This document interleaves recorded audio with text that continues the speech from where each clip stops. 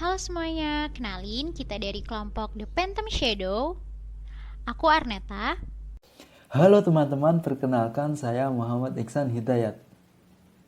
Halo semuanya, perkenalkan aku Lia Arvita Meliana. Halo, namaku Alfi. Let's get started and enjoy our video. Integrated Marketing Communication Strategy. Berbicara mengenai hal ini, maka berkaitan dengan bagaimana cara perusahaan membangun hubungan yang baik dengan para pelanggannya.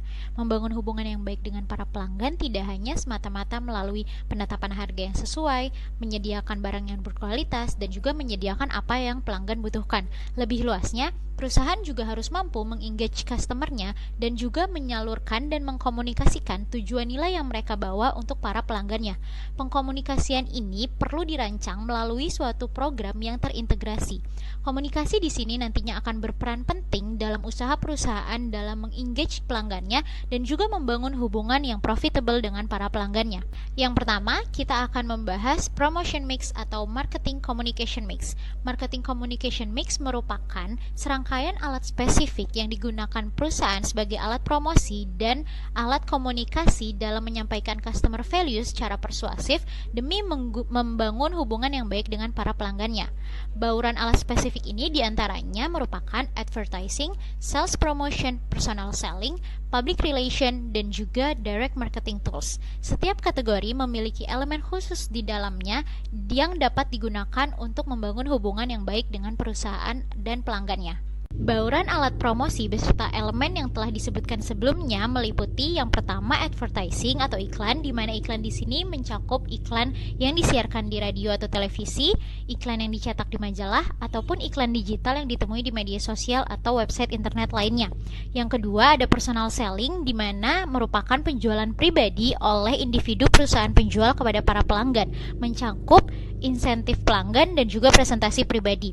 Yang ketiga ada public relation, di mana perusahaan membangun hubungan yang baik dengan publik untuk memperoleh publisitas yang menguntungkan perusahaan dan membangun citra baik perusahaan. Contohnya siaran pers, website, dan juga sponsor. Yang keempat ada sales promotion, di mana merupakan insentif jangka pendek yang diberikan perusahaan untuk meningkatkan penjualan dan pembelian produk. Contohnya diskon, kupon, dan juga demonstrasi produk. Dan yang terakhir ada direct and digital marketing tools, di mana merupakan alat yang digunakan secara langsung oleh perusahaan untuk terlibat langsung dengan para konsumennya. Contohnya katalog, email, maupun media sosial. Meski bauran alat promosi memegang peranan yang penting, namun dalam proses pengkomunikasian dan menjaga hubungan yang baik dengan para pelanggannya, perusahaan tetap harus memperhatikan dan mengkoordinasikan bauran 4P lainnya, yakni product, price, dan place, untuk mendapatkan hubungan yang lebih baik dan pengaruh yang lebih luas. Integrated Marketing Communication. Dalam beberapa dekade terakhir, pemasar marak menerapkan strategi seni pemasaran massal. Untuk menerapkan strategi ini, maka pemasar perlu mengembangkan komunikasi media massa yang efektif. Dalam pengembangan komunikasi ini, maka muncullah model baru dalam teknik komunikasi pemasaran. Wajah baru ini muncul dipengaruhi oleh beberapa faktor, di antaranya perubahan yang terjadi pada konsumen. Saat ini, konsumen tidak hanya dapat menggali informasi melalui iklan komersial pemasaran lama, namun konsumen dapat menggali sendiri informasi yang diinginkan di internet maupun media sosial.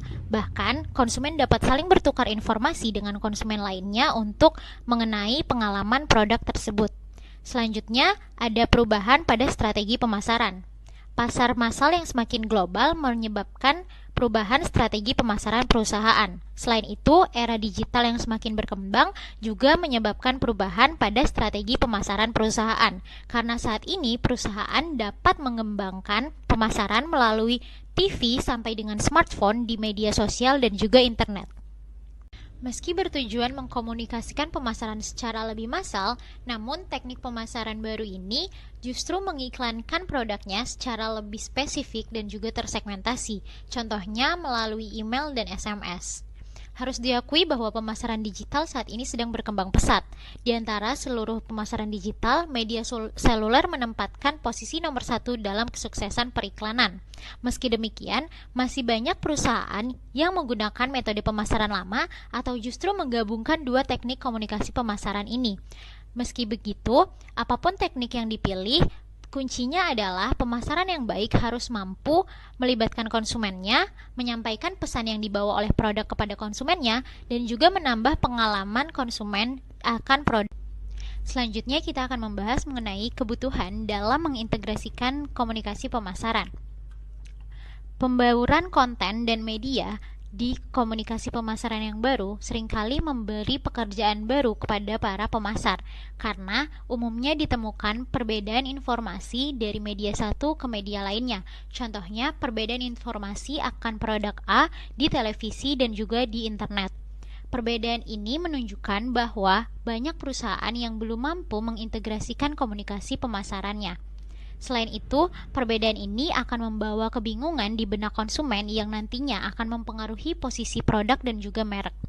Maka dapat dikatakan bahwa pemasaran digital dapat membawa peluang yang besar sekaligus tantangan yang besar bagi perusahaan.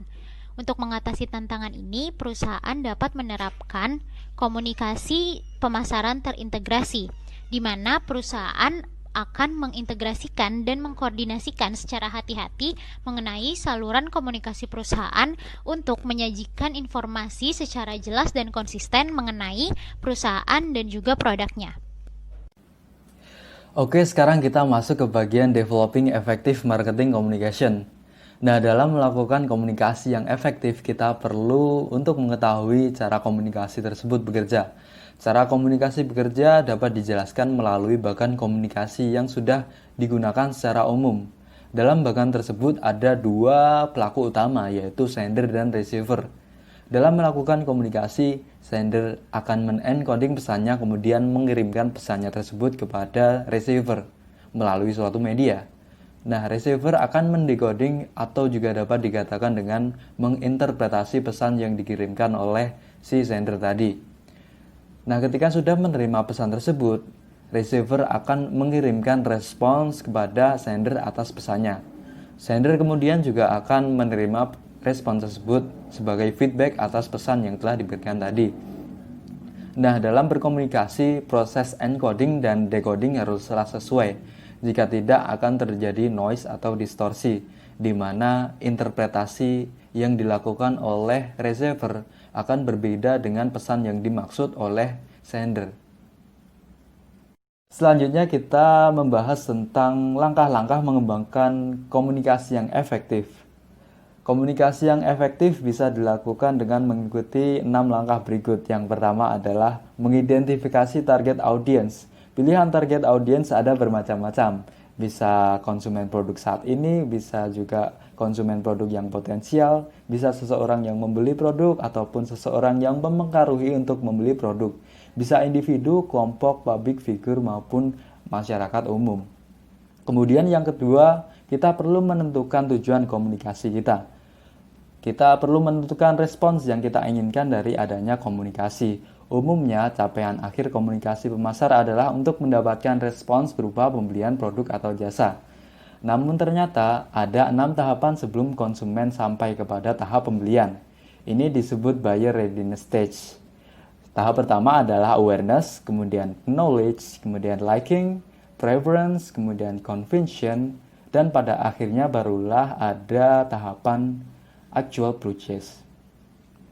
Kemudian yang ketiga, kita perlu merancang pesan. Untuk mengembangkan pesan yang efektif, idealnya suatu pesan harus mendapatkan perhatian, menarik minat, kemudian membangkitkan keinginan, serta menghasilkan tindakan. Ini disebut dengan AIDA Framework. Dalam menyusun pesan, pemasar perlu menentukan apa yang ingin disampaikan, yaitu message content, dan bagaimana cara menyampaikannya, yaitu message structure dan format. Oke, kemudian kita bahas tentang message content dulu. Dalam menentukan pesan ada 3 tipe pendekatan, yaitu rasional, emosional, dan juga moral. Pendekatan rasional lebih terkait dengan benefit yang akan didapatkan oleh konsumen. Kemudian pendekatan emosional dilakukan untuk mempengaruhi baik emosi positif maupun negatif yang dapat mendorong keputusan pembelian konsumen. Pendekatan emosional seringkali mendapatkan perhatian dan kepercayaan yang lebih, sebab konsumen cenderung merasakan sesuatu terlebih dahulu sebelum memikirkannya. Oke, selanjutnya ada message structure. Ada 3 struktur pesan yang harus ditentukan pemasar. Pertama, apakah kita akan memberikan kesimpulan atau menyerahkan saja kepada audiens untuk menyimpulkan sendiri? Kedua, apakah kita akan memberikan argumen terkuat di awal atau di akhir? Ketiga, apakah kita akan menyajikan one-sided argument atau kita menyajikan two-sided argument? One-sided argument akan menyebutkan keunggulan produk tanpa menampilkan kekurangannya, sementara yang two-sided kita akan menampilkan baik keunggulan maupun kekurangan produk kita. Kemudian ada message format. Strong format dari suatu pesan diperlukan oleh pemasar. Dalam iklan cetak, pemasar perlu menentukan headline, copy, illustration, dan color. Untuk mendapatkan perhatian lebih, headline dan gambar haruslah eye-catching dan berbeda dengan yang lain. Jika iklan dilakukan menggunakan media televisi atau video, pemasar harus menggabungkan unsur gerakan, tahapan, dan suara. Kemudian langkah yang keempat adalah memilih channel dan media komunikasi. Ada 2 tipe communication channel, antara lain personal communication channel dan non-personal communication channel. Personal communication channel adalah komunikasi di mana 2 orang atau lebih melakukan komunikasi secara langsung, baik itu bertatap muka melalui telepon, email, maupun lewat chat internet. Kemudian non-personal communication channel adalah berbagai macam media yang membawa pesan tanpa kontak personal dan feedback. Non-personal communication ada 3, yaitu major media, atmosfer, dan event. Major media meliputi media cetak seperti majalah dan koran, kemudian juga media broadcast seperti televisi dan radio, ada juga media display seperti baliho dan poster, serta juga media online seperti laman perusahaan dan juga media sosial. Kemudian atmosfer meliputi lingkungan yang dirancang untuk mendorong kecenderungan pembelian produk. Yang terakhir adalah event, adalah kejadian yang dipentaskan untuk menyampaikan pesan kepada target audiens. Lanjut kepada langkah kelima, yaitu memilih sumber pesan. Dampak dari pesan itu bergantung juga dengan siapa yang menyampaikan pesan tersebut. Penting untuk memilih komunikator yang kredibel dan populer. Pesan yang disampaikan oleh mereka cenderung akan lebih persuasif. Yang terakhir, yaitu langkah keenam, yaitu meminta feedback. Collecting feedback dapat dilakukan dengan cara menanyakan beberapa hal kepada audiens terkait. Yang pertama, apakah mereka mengingat konten pesan? Kemudian berapa kali mereka menemukan pesan tersebut? Kemudian apa poin yang paling mereka ingat? Apa yang dirasakan terkait dengan konten tersebut? Yang terakhir adalah bagaimana audiens menyikapi brand perusahaan dahulu dan sekarang. Selanjutnya kita masuk ke materi setting the total promotion budget and mix. Yang pertama kita akan menentukan total promotion budget. Menentukan total promotion budget ada 4 metode. Yang pertama adalah affordable method. Affordable method adalah budget promosi yang diatur berdasarkan klaim manajemen bahwa perusahaan mampu melakukan promosi sesuai budget promosi tersebut. Yang kedua ada percentage of sales method. Dalam metode ini, budget promosi diambil dari persenan penjualan saat ini ataupun yang diprediksi di masa depan. Yang ketiga ada competitive parity method. Ini adalah budget promosi yang diatur berdasarkan seberapa besar kompetitor mengeluarkan budget untuk promosi. Dan kemudian kita akan menyesuaikan dengan kompetitor. Yang keempat adalah objective and task method, yakni budget promosi yang didasarkan pada apa yang ingin dicapai perusahaan. Shaping the overall promotion mix. Pertama, kita akan membahas berbagai macam promotion tool. Yang pertama ada advertising atau iklan. Advertising memungkinkan jangkauan konsumen dengan lingkup geografis yang luas dan harga perpaparan yang rendah. Yang kedua ada personal selling. Ini melibatkan interaksi personal antara 2 orang atau lebih. Dengan interaksi tersebut, kebutuhan dan karakteristik orang lain dapat diamati. Kemudian kita bisa melakukan penyesuaian berdasarkan hal tersebut. Kemudian yang ketiga ada sales promotion, meliputi berbagai macam tools seperti diskon, kupon, kontes, dan lain sebagainya. Yang keempat ada public relation, meliputi kabar berita, sponsor, fitur, dan event. Kemudian yang terakhir ada direct and digital marketing, meliputi surat langsung, katalog, dan telepon mobil maupun online, serta sosial media. Setelah mengetahui berbagai macam tools promotion, kita akan masuk ke promotion mix strategi. Ada dua strategi yang digunakan dalam promosi. Yang pertama adalah push strategi dan pull strategi. Push strategi melibatkan pushing market activity yang mengutamakan personal selling dan trade promotion. Di sini, produsen mengarahkan aktivitas pemasaran kepada channel members untuk membawa produknya kepada konsumen akhir. Sementara itu, pull strategi melibatkan pulling marketing activity yang mengutamakan advertising, consumer promotion, dan direct dan digital media. Di sini, produsen mengarahkan aktivitas marketing secara langsung kepada konsumen akhir. Integrating the promotion mix. Promotion mix yang terintegrasi akan memastikan bahwa upaya komunikasi terjadi saat, di mana, dan bagaimana konsumen membutuhkan komunikasi tersebut. Untuk mencapai promotion mix yang terintegrasi diperlukan kerjasama dalam rencana gabungan upaya komunikasi. Perusahaan perlu melibatkan konsumen, pemasok, dan pemangku kepentingan lain untuk merencanakan komunikasi. Socially responsible marketing communication. Aspek legal dan etik perlu diperhatikan dalam melakukan promotion mix. Ada dua hal terkait aspek legal dan etik, antara lain yang pertama adalah advertising and sales promotion. Perusahaan harus menghindari iklan yang menipu atau penipuan. Pengiklan tidak boleh membuat klaim yang keliru, contohnya, obat ini dapat meninggikan badan hanya dalam sebulan, padahal nyatanya tidak bisa. Yang kedua ada personal selling. Staf penjualan dalam perusahaan harus mengikuti kompetisi yang adil. Staf tidak boleh melakukan penipuan kepada konsumen ketika melakukan penjualan. Pemasaran langsung dan digital melibatkan keterlibatan langsung dengan konsumen individu dan komunitas pelanggan yang ditargetkan dengan cermat untuk mendapatkan respon yang cepat dan membangun hubungan pelanggan yang baik. Perusahaan menggunakan pemasaran langsung untuk menyesuaikan penawaran dan konten mereka dengan kebutuhan dan minat segmen pasar.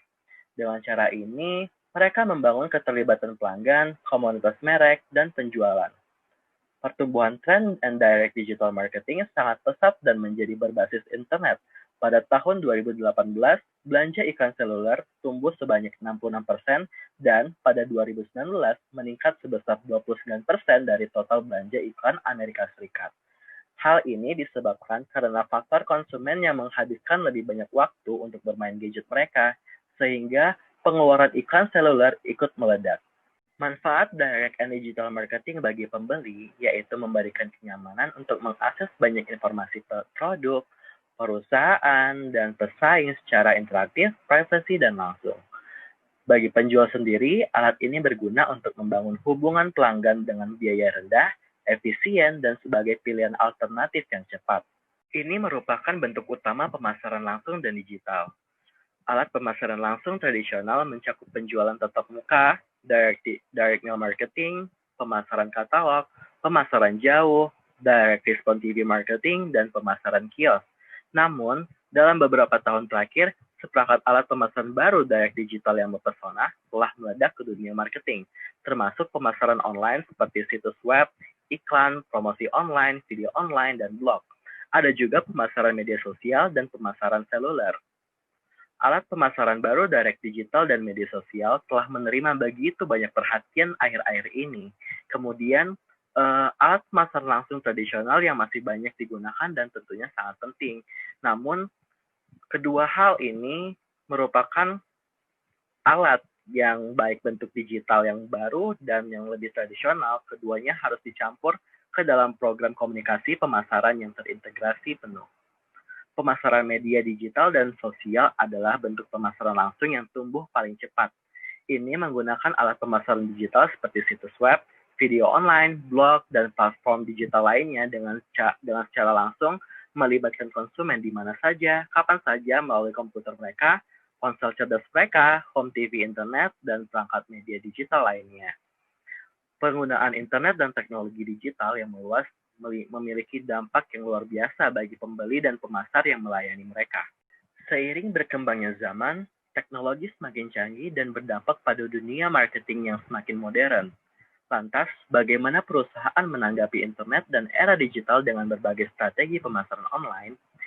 Strategi pertama yaitu pemasaran multisaluran, di mana perusahaan dapat melibatkan pemasaran melalui toko dan saluran offline tradisional lainnya.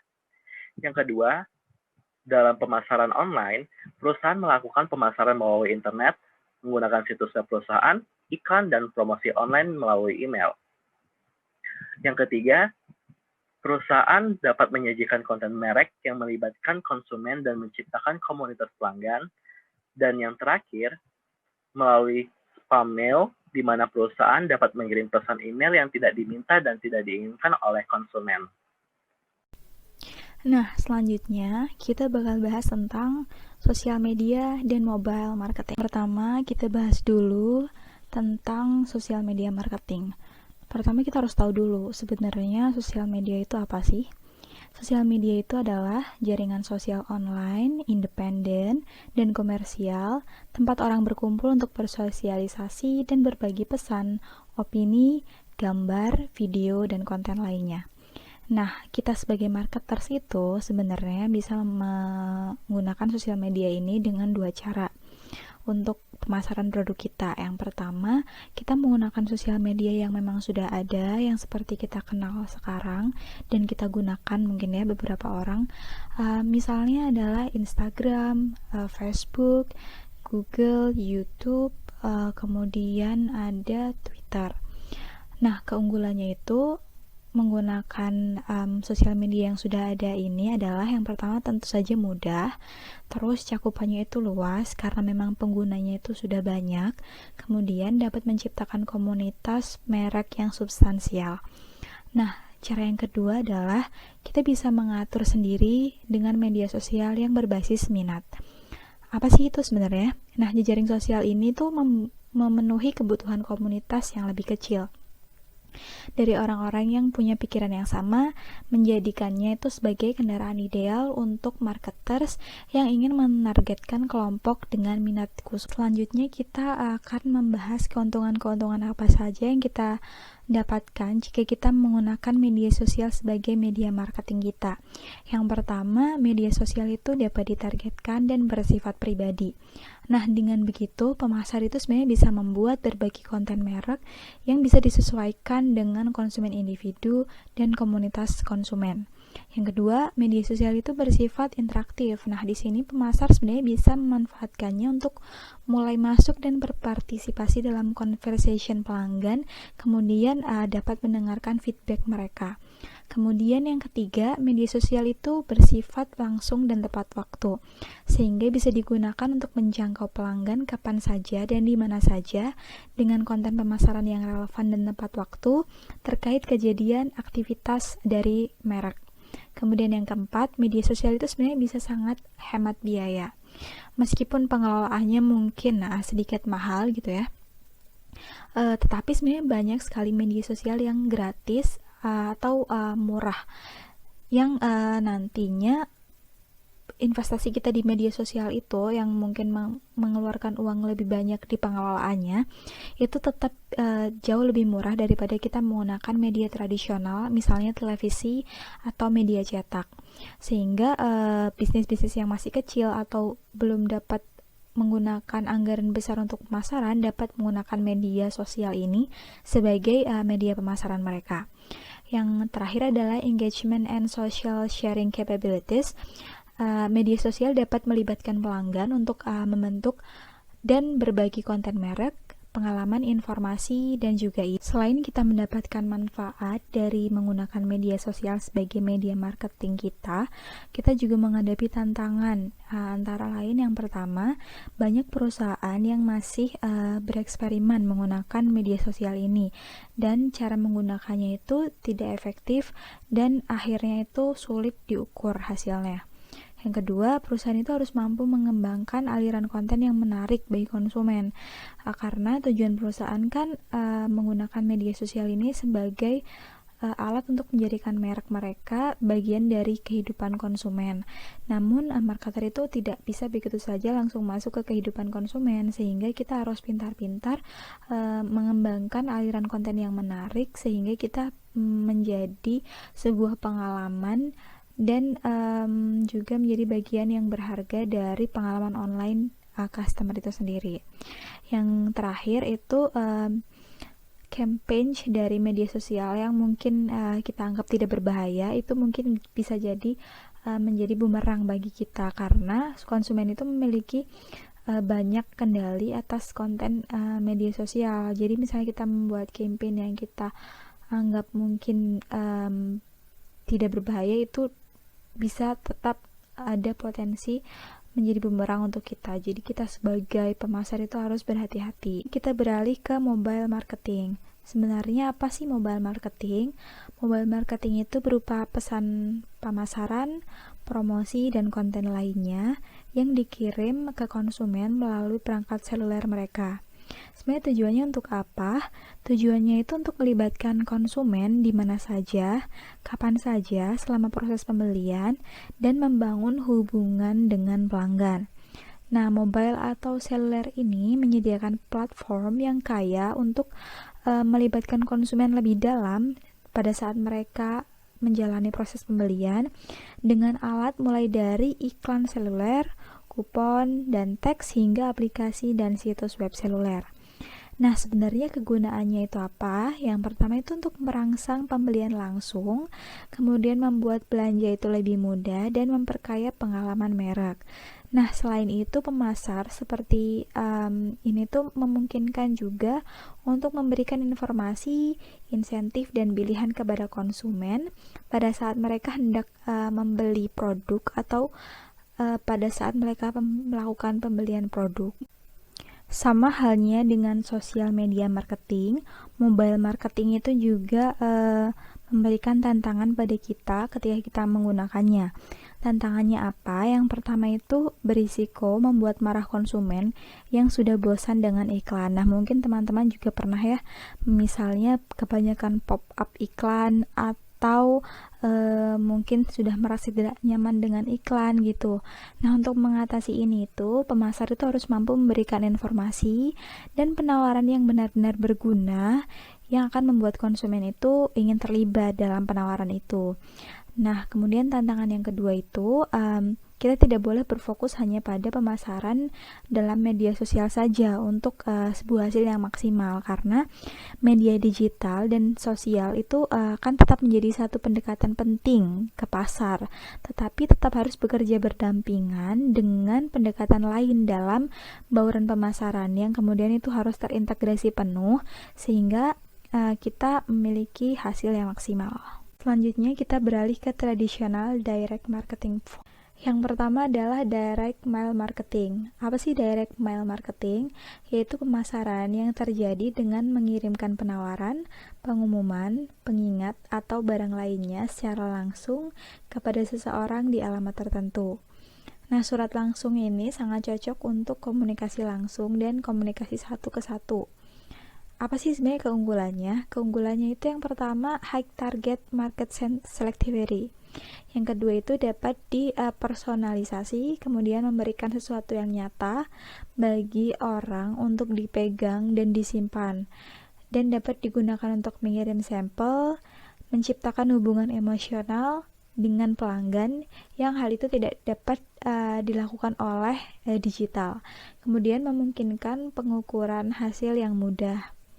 Nah, direct mail marketing ini juga memiliki kekurangan, yaitu kekurangannya adalah biaya surat langsung ini lebih mahal daripada media massa seperti misalnya televisi atau majalah.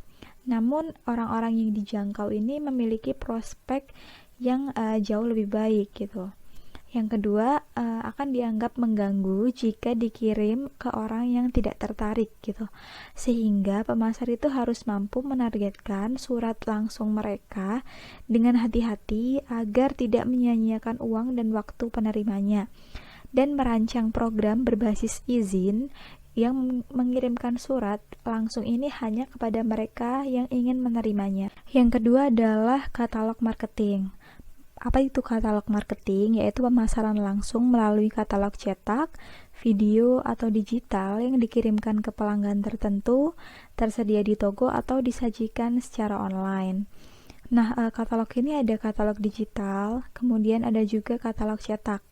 Katalog digital itu tentu saja menghilangkan biaya percetakan dan biaya pengiriman, dan produk dan fiturnya itu dapat ditambahkan, dihapus sesuai kebutuhan, dan harga juga dapat disesuaikan secara instan. Juga dapat menawarkan barang dagang yang hampir tidak terbatas dan dapat dibawa kemanapun, serta interaktif. Berbagai macam format presentasi termasuk pencarian dan video ada di situ. Nah, yang kedua itu katalog cetak. Katalog cetak ini juga memiliki keunggulan, yaitu mendorong penjualan langsung. Nah, sesuai survei itu, orang itu melihat web setelah mereka melihat katalog cetak gitu. Terus yang kedua, menciptakan hubungan emosional dengan pelanggan, melibatkan konsumen dengan cara yang tidak bisa dilakukan oleh katalog digital. Selanjutnya adalah telemarketing. Nah, telemarketing ini melibatkan penggunaan telepon untuk menjual langsung ke konsumen dan pelanggan bisnis. Pemasar mengembangkan sistem panggilan opt-in atau memberikan informasi dan penawaran yang berguna kepada pelanggan itu setelah pelanggan itu mengundang perusahaan untuk menghubungi mereka. Bisa melalui telepon, bisa melalui email, sehingga harapannya tidak mengganggu si pelanggan. Selanjutnya adalah direct response television marketing. Pemasaran secara langsung itu dapat dilakukan melalui televisi.